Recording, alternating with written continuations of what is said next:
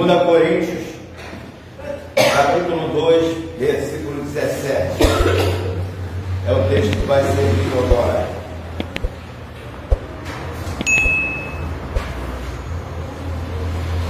Segundo Coríntios 2, 17.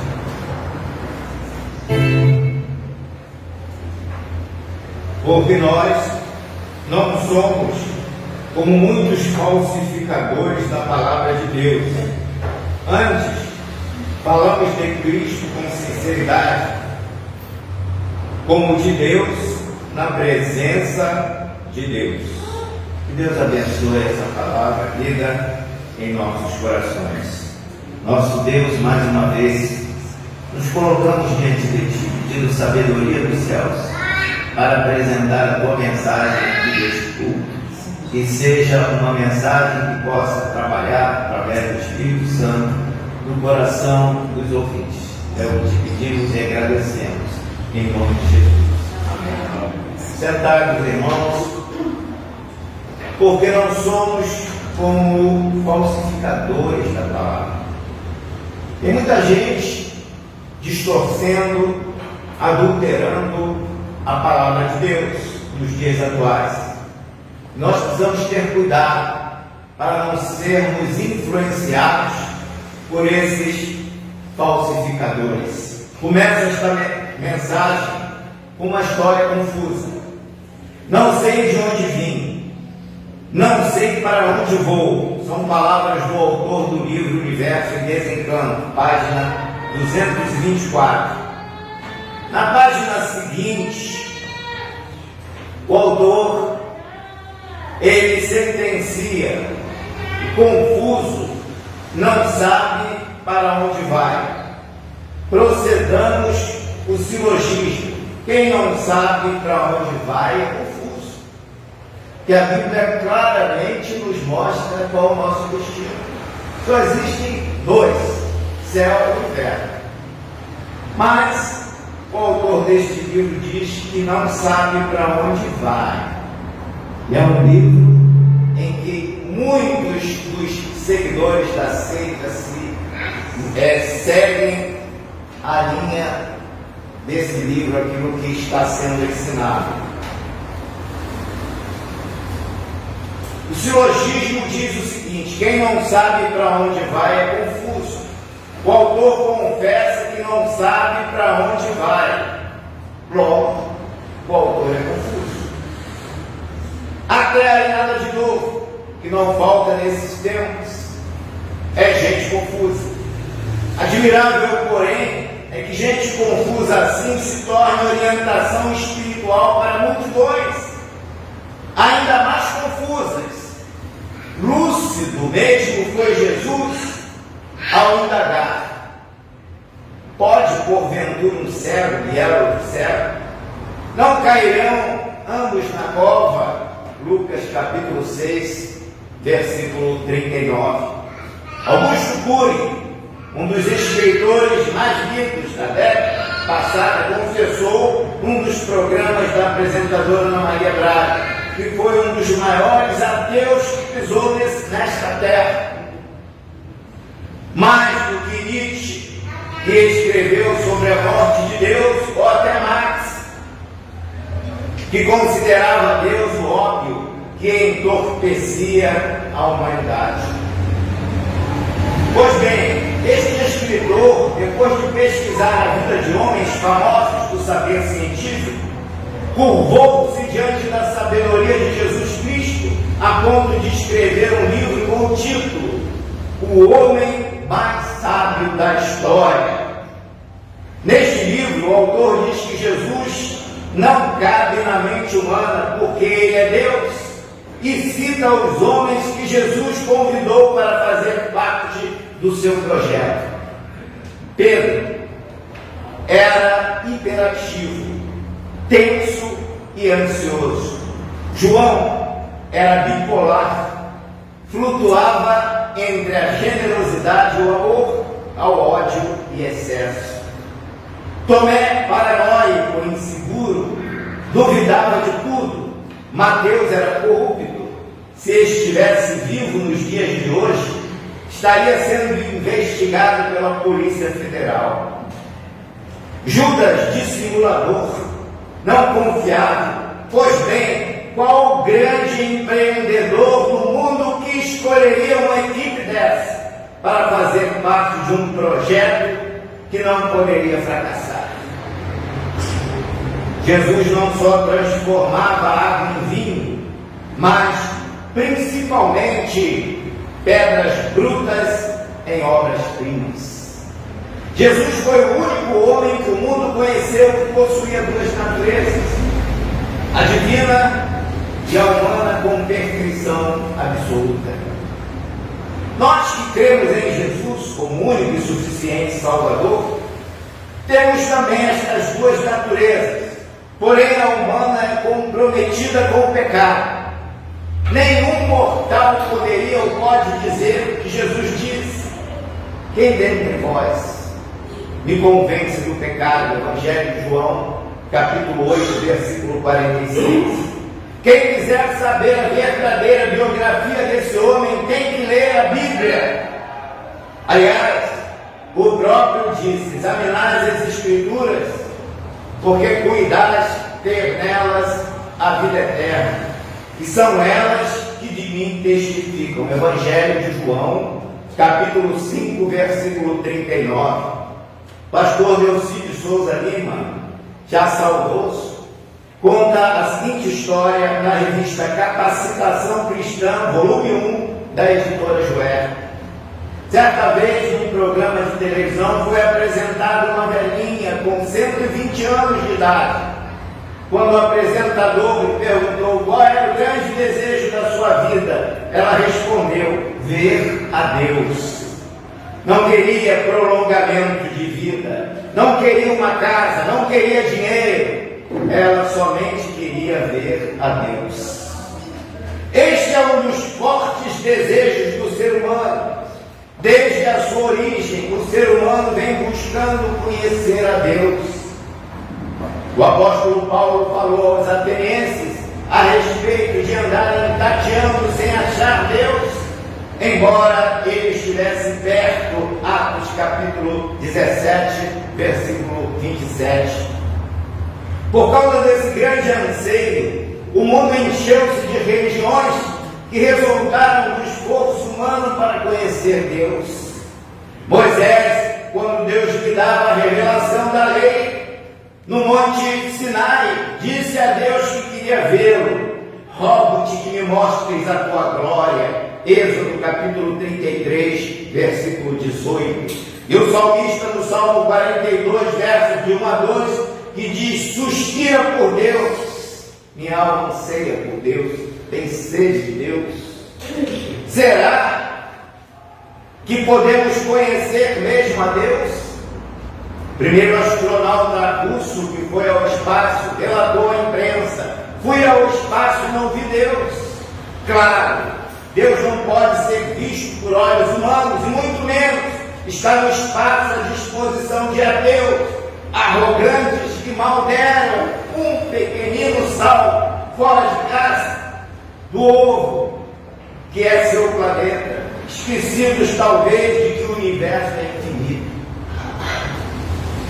Um cientista disse certa vez: tenho dissecado cadáveres e examinado matéria orgânica em meu microscópio e nunca vi o menor indício, nem de alma, nem de Deus. Este também se encaixa no que a Bíblia diz: disse o insensato em seu coração, não há Deus. Salmo 14, versículo 1. Como se poderia ver Deus ou almas no microscópio, ou ver Deus em poderosos telescópios? Pode-se ver num desses instrumentos a força magnética? Entretanto, ela existe e nós a conhecemos por causa da sua manifestação. Nós podemos sim conhecer Deus, Ele existe, Ele nos criou e se tornou conhecido da sua criação, porque nos criou para a sua glória, para termos comunhão com Ele. Podemos conhecer Deus porque Ele se revelou a nós. A Bíblia diz em Hebreus capítulo 1, versículo 1: havendo Deus antigamente muitas vezes e de muitas maneiras aos pais pelos profetas, a nós falou-nos nestes últimos dias teu Filho. Este versículo nos ensina 3 verdades a respeito da revelação. Primeira, Deus desenvolveu um processo de revelação de si mesmo ao longo da história. Segunda, Deus se valeu de diferentes modos para se revelar, falando pessoalmente como ocorreu com Adão e Eva no jardim do Éden, Gênesis capítulo 2, versículo 15. Deus fechou a porta da arca, Gênesis capítulo 7, versículo 16. Visitou Abraão e a Ló, seu sobrinho, e operou na presença deles atos normais de homens, como alimentar-se, conversar com ele, Gênesis capítulo 18, capítulo 18 e 19.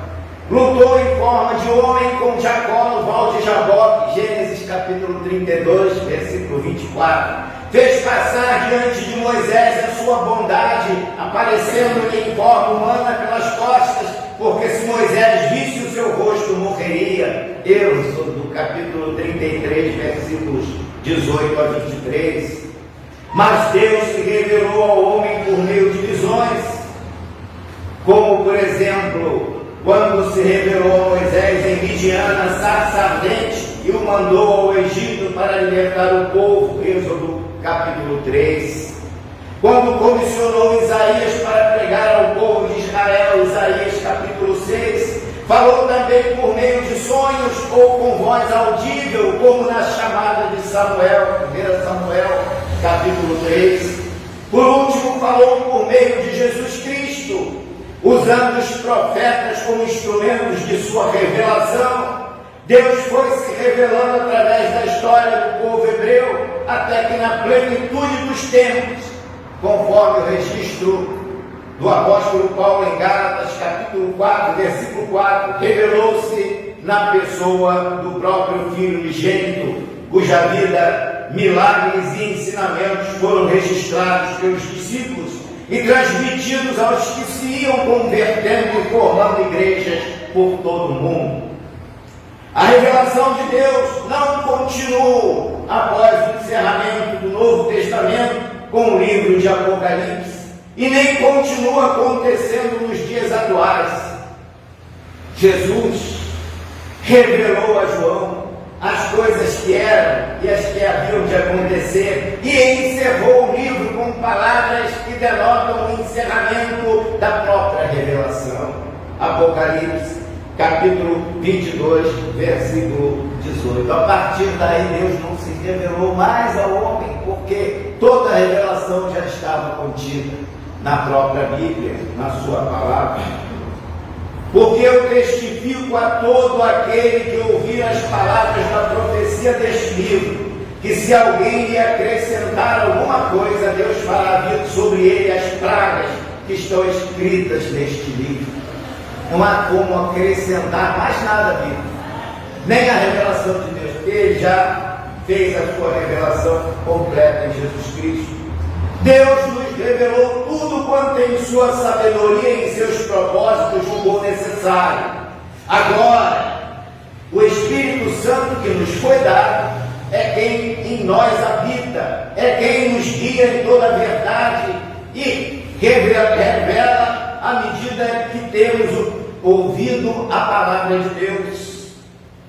Criar doutrinas e normas de comportamento alegando sonhos, visões e vozes representa perigoso afastamento da verdade revelada e contida nas Escrituras.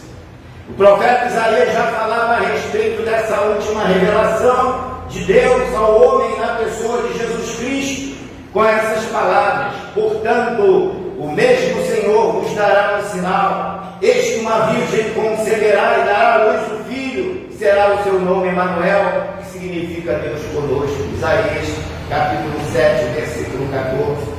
A partir do momento que Jesus veio ao mundo, o problema de ver a Deus foi solucionado. Jesus disse para os seus discípulos: se vós me conhecesseis, a mim também conhecerias a meu Pai. E já desde agora o conheceis e o tendes visto.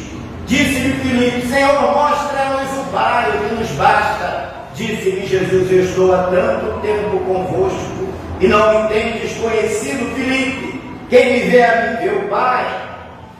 Como dizes tu, mostra-nos o Pai. João capítulo 14, versículos 7 a 9.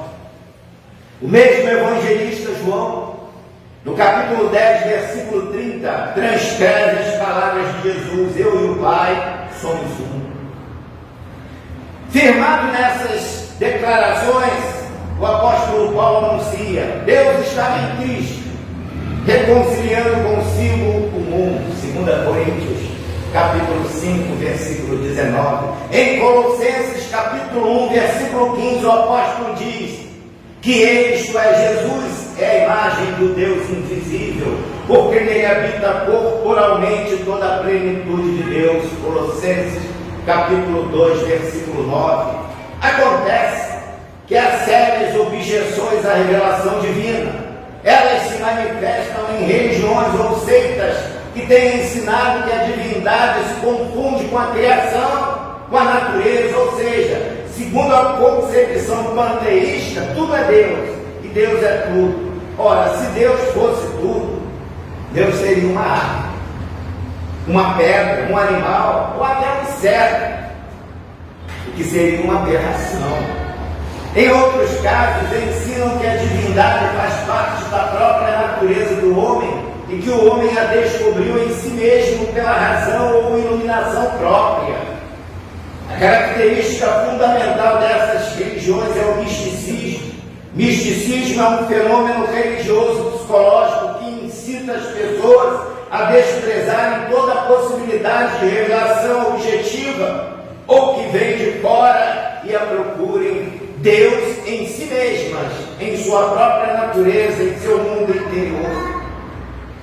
Tendo sido incorporado a movimentos religiosos, evangélicos, tem contribuído para a desvalorização da Bíblia como registro da revelação de Deus para dar lugar a sonhos, visões e vozes. A autoridade da Bíblia é substituída por pretensas experiências pessoais e isto ocasiona sérios desvios de doutrina e de comportamento.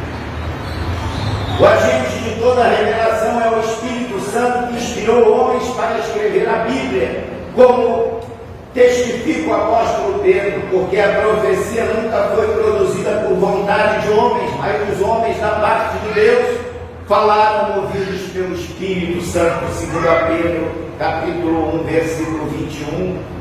Não há razão de andar às apalpadelas, nas dúvidas e no ceticismo, porque existe um livro, as Sagradas Escrituras, que podem fazer-te sábio para a salvação pela fé que há em Cristo Jesus. 2 Timóteo, capítulo 3, versículo 15. A natureza é a revelação de Deus que se alcança pela razão, mas quando o homem está algemado pelos seus pecados e sobrecarregada a alma, a natureza e a razão são impotentes para esclarecer e aliviar a situação. Vamos permitir que os homens da razão testifiquem. Disse Kant, um dos maiores pensadores de todos os tempos, acerca dos cristãos: fazem bem basear a sua paz e piedade nos evangelhos, porque somente neles está a fonte das verdades profundas e espirituais, depois da razão haver explorado em vão todas as suas possibilidades. Então, o Evangelho é garantia, é certeza absoluta de se conseguir êxito na vida cristã, na vida espiritual. Outro físico de renome, Hegel, quando estava no leito da morte, não permitiu que se lesse nenhum outro livro para ele a não ser a Bíblia. Ele disse que no caso de se prolongar a sua vida, ele faria desse livro o seu único estudo, pois no mesmo encontrara o que a razão não poderia lhe proporcionar. A razão e a ciência não deram a Hegel o que ele encontrou nos Evangelhos de Jesus Cristo. Se existe um bom Deus, como cremos, é razoável que Ele conceda às suas criaturas uma revelação pessoal de si mesmo. Assim escreveu David Clark: não podemos crer que um pai se oculte para sempre do seu filho e sem nunca se comunicar com ele, nem tampouco podemos imaginar um Deus que retivesse o conhecimento do seu ser e da sua vontade, ocultando às suas criaturas que ele criara a sua própria imagem. O modernista identifica a inspiração das Escrituras Sagradas com o mesmo esclarecimento espiritual e sabedoria de que foram dotados tais homens como Platão, Sócrates, Bruegel, Shakespeare e outros gênios do mundo literário, filosófico e religioso. A inspiração dessa forma seria considerada apenas uma coisa puramente natural. Essa teoria rouba a palavra inspiração, todo o seu significado, e não combina em absoluto com o caráter sobrenatural e único da Bíblia. Assim define Webster a inspiração: a influência sobrenatural do Espírito de Deus sobre a mente humana, pela qual os profetas, apóstolos e escritores sacros foram habilitados para expor a verdade divina sem nenhuma mistura de erro. Na verdade, não existe nenhuma dúvida quanto à inspiração da Bíblia. Paulo afirma que toda a Escritura é inspirada por Deus, 2 Timóteo, capítulo 3, versículo 16. Jesus muitas vezes citava passagens bíblicas dizendo: está escrito, como em Marcos, capítulo 12, versículo 36. Além disso, referiu-se a seus personagens, citando-os como autores de determinados livros. Esta posição de Jesus confere autenticidade tanto aos livros quanto aos autores do Velho Testamento, além de conferir autoridade à Bíblia inteira. Jesus citou Moisés como autor do Pentateuco, como também referiu-se a Davi como autor dos Salmos. Na tentação do deserto citou Deuteronômio capítulo 8, versículo 3, Deuteronômio capítulo 6, verso 13, Deuteronômio capítulo 6, versículo 16, derrubando a pretensão do diabo ali naquela tentação a ele posse. Se referiu ao livro de Números, capítulo 21, na conversa que teve com Nicodemos, João capítulo 3. Usou frequentemente o Velho Testamento para consolidar seus argumentos e não ofereceu qualquer base para se duvidar da sua autoridade. É bom frisar que quando Jesus mandou examinar as Escrituras e citou vários textos dela, não referia a livros apócrifos, ou seja, livros não inspirados, mas sim aos que pertenciam ao cânone do Antigo Testamento, que são os 39 livros do Velho Testamento aprovados como de origem divina, sobre os seguintes critérios.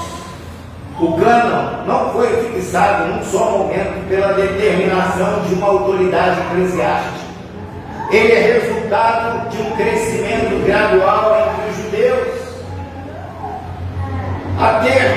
O termo cânon provém de uma transliteração da palavra grega cânon, que significa literalmente uma regra obedida, ou ainda uma varinha reta, dando a entender a retidão dos escritos canônicos. A princípio, os escritos hebraicos circulavam sem classificação até que uma comunidade ou os líderes dela fizesse seleção considerando os que eram tidos como tendo autoridade divina. Um livro do Antigo Testamento pode ter tido uma longa história como literatura antes de ser aceito como inspirado na coleção considerada como tendo autoridade divina. Com o livro de Apocalipse, na revelação de Jesus Cristo a João na ilha de Patmos, fechou-se então todo o ciclo de revelação de Deus ao homem com as seguintes palavras de Jesus: dou testemunho a todo que ouvir palavras da profecia deste livro. Se alguém lhes acrescentar alguma coisa, Deus lhe acrescentará as pragas escritas neste livro. Apocalipse capítulo 22, versículo 18. Por critério de particular interpretação, a Igreja Romana ignorou este texto de Apocalipse, capítulo 22, versículo 18, e introduziu mais 7 livros no cânon por força de uma resolução do Concílio de Trento em 1546. Arbitrária, intencional e moral. Em virtude disso, ficou maior a Bíblia Católica em relação à evangélica, com mais 7 livros. Como resultado deste golpe, não é de mestre, a Igreja proclamaria automaticamente aos 4 ventos a falsidade da protestante por ter livro de menos. Nessa categoria, apenas 66, enquanto eles 73. Além dos capítulos 13 e 14, e mais 66 versículos de Daniel, no capítulo 3 e 12, no capítulo 10 de Esther, inclusive os capítulos 11 e 16 do mesmo livro de Esther, até nisso a Igreja gosta de maioria de quantidade. Se pensasse todavia meia polegada na qualidade, ela ficaria com os protestantes, admitindo também ao cânon apenas 66 livros, ou seja, admitindo que 66 livros são verdadeiramente inspirados por Deus. Pois quanto ao Novo não há nenhuma discrepância. A mistura se deu no Velho Testamento. Mas qualidade para Roma não é virtude que se supere quantidade, da onde sua vaidosa estatística de possuir seu credo no Brasil mais de 65% de seguidores, porcentagem que infalivelmente inclui meretrizes, assassinos, ladrões, jogadores adultos, beberrões, homossexuais, por aí afora, a lista é grande de pregadores, de pecadores que professam ser da religião romana. Se filtrasse como a Bíblia manda, não atingiria aquela elevada cifra. Mas Roma quer número e não qualidade, tanto em adeptos como em livros da Bíblia. Pois bem, com a Bíblia maior, em livros inspirados a multi, como são os apócrifos, ela ficaria de 1546 para o resto dos séculos futuros no plano terreno armada contra quem a possuísse menor número. Fazendo uma pequena análise sobre os livros que a Igreja Católica adotou como inspirados, vemos em Tobias uma feitiçaria não só ensinada, como também praticada. O fígado de um peixe pegado no rio Tigre, passado em brasas, produz uma fumaça que espanta demônios. O fel esfregado nos olhos de um cego restaura-lhe a visão. Tobias, capítulo 6, capítulo 3, versículo 8, Tobias, capítulo 6, versículo 4. Pode um livro desse ser considerado inspirado por Deus? Em que mostra uma prática de feitiçaria, onde a Bíblia condena. Tobias faz referência ao ciúme de Asmodeu, um demônio que amava Sara e matara sucessivamente 7 maridos que ela tivera na própria noite de núpcias. Para nós, este livro pode ser inspirado. É um livro sério, foi apresentado sob pequenas mostragens das aberrações contidas nestes livros. E nesse livro de Tobias, que a Igreja Católica considerou como sendo inspirado por Deus. Em 1 Macabeus, capítulo 9, versículo 27, descobrimos que os apócrifos foram produzidos quando não havia mais profetas em Israel. Ora, de quem se teria utilizado o Senhor se não havia mais profeta na terra? Se não havia profetas, não podia haver profecias. Abrindo o livro de 2 Macabeus, capítulo 15, versículo 40, encontramos uma maravilha de conselho. Assim como beber sempre vinho e sempre água prejudicial, é agradável fazer uso alternativo destas bebidas, Assim também, se o estilo fosse sempre uniforme, não agradaria, e com isso termino. Desdobrando em suas doutrinas fundamentais, este versículo daria para ser um tratado sui generis sobre a vantagem de se beber vinho e as desvantagens da água pura para as necessidades do organismo. Macabeus aqui é também inspirado por Deus, mas por Deus Pai, Deus do vinho. Para não nos alongarmos mais no assunto, cito o livro de Eclesiástico como o autor no prólogo, pedindo desculpas por não poder dar uma imagem exata da sabedoria que gostaria de transmitir aos leitores. Fala sério, irmão. Um livro inspirado por Deus não pode se prestar a incertezas na sua comunicação, pedir desculpas por um possível erro que houvesse cometido. Não há como pedir desculpas por possíveis falhas de interpretação, já que a palavra de Deus é infalível. No original hebraico para o português, há a transcrição exata daquilo que o autor proferiu, escreveu. E a pérola do livro de Baruque, que tem realmente certo odor profético, mas é o padre Marcos Soares quem diz essas palavras textuais. Baruque escreveu num livro ditando Jeremias todos os vaticínios deste profeta, os quais tem diante do povo e do próprio rei. Acompanhou ao Egito Jeremias, cujas profecias foi depois manifestar aos seus irmãos cativos em Babilônia. É fácil concluir que os vaticínios são de Jeremias e não de Baruque. O simples fato de Baruque escrever num livro os vaticínios deste profeta não quer dizer que o amanuense tivesse também sido inspirado por Deus. Alcides Monegeiro Pérez, em um de seus textos do livro Ilustrações Selecionadas, conta a seguinte história intitulada A Bíblia Incompleta, página 127.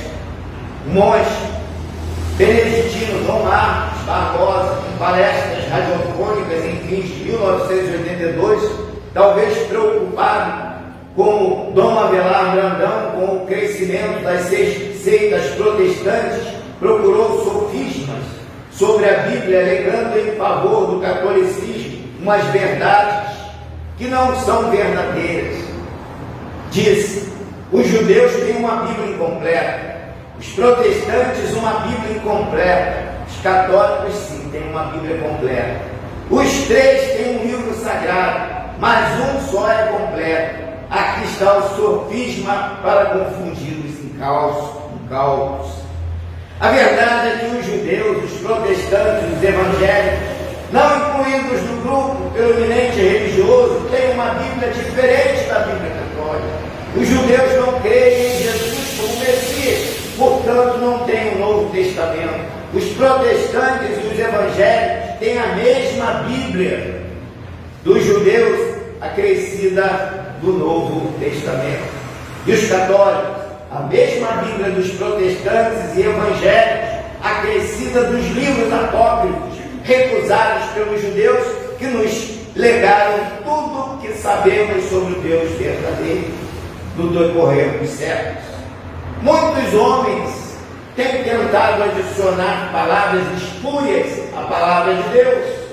O Concílio de Trento, por exemplo, em 1546, em resposta à reforma protestante, a Igreja Católica Romana decidiu incluir no livro de Deus todos os volumes dos apócrifos. Não há nenhum judeu sincero e verdadeiro, disse. Os judeus têm uma Bíblia incompleta, os protestantes uma Bíblia incompleta, os católicos uma Bíblia completa.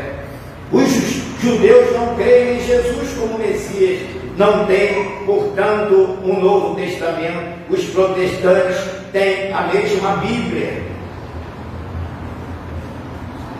acrescida do Novo Testamento. Os católicos, a mesma Bíblia dos protestantes e evangélicos precisa dos livros apócrifos.